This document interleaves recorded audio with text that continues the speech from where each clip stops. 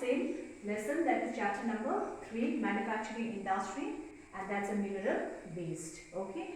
So today we will take the important industry, that's a large scale industry, or we call it as a key industry, that's iron and steel industry. So as you all know that iron and steel industry, okay, it forms the backbone of the modern industrial economy, or it's known as the key or the basic industry.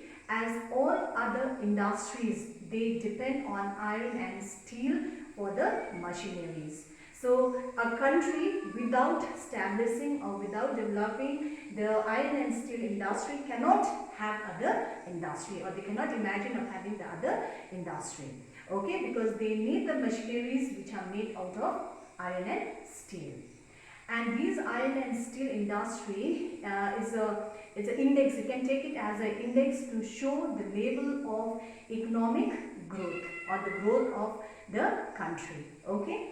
So today we will take the iron and steel industry. Number one is integrated steel plant and mini steel plant. So there are two type of plants. One is the integrated steel plant. Now what is this plant? So these are the large scale plant where various processes of steel making are all done in one place, or they are done in one complex. Okay, so that's why we call it as integrated. Okay, all the processes are carried out, like from steel making, rolling, conversion of conversion to steel, then water supply, everything, these all processes of steel making is done in one, or are done in one complex. Okay, and the important features of this integrated steel plant are, they require huge capital investment.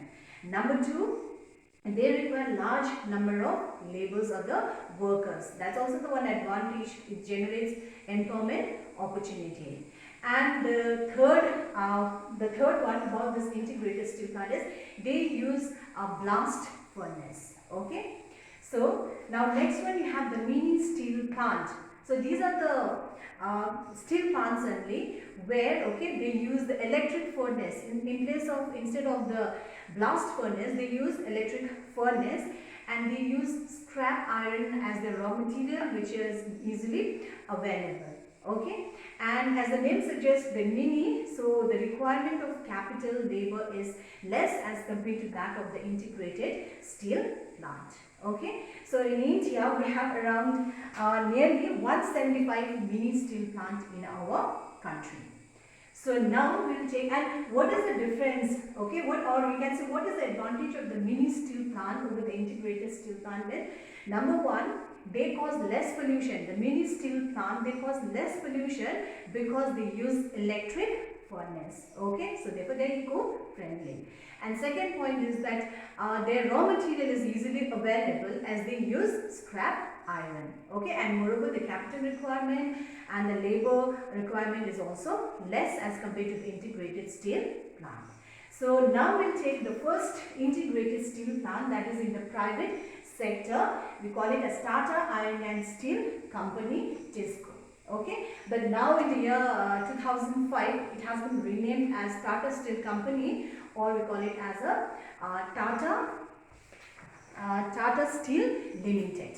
Okay, so now let us see this particular plant, the TISCO. So it is the oldest and the largest iron and steel plant in the private sector, and it was started by J.N. Tata in the year 1907 in Sakchi. Okay, now we call it as Jamshedpur. Okay, in the state of Jharkhand.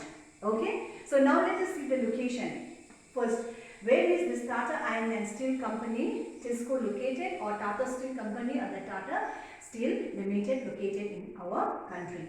So it is situated at Jamshedpur, about 240 km northwest of Kolkata, on the Kolkata-Nagpur rail line in the Singhbhum district of Jharkhand. So I have given the complete location out here. Okay, so it is situated in which state? In the state of Jharkhand. And in which district of Jharkhand? In the Singhbhum district. And which railway line serves the main purpose for this iron and steel company is situated on the Kolkata-Nagpur rail line. Okay. So now let us see the raw materials or the factors which has favored the location of this iron and steel plant in Jharkhand. Number one, the main raw material is iron ore.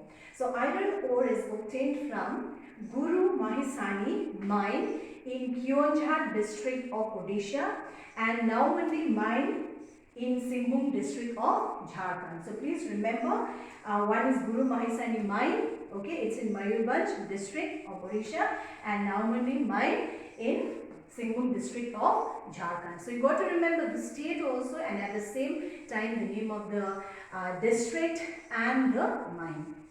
Now let's see the manganese. So manganese is another raw material, okay, required.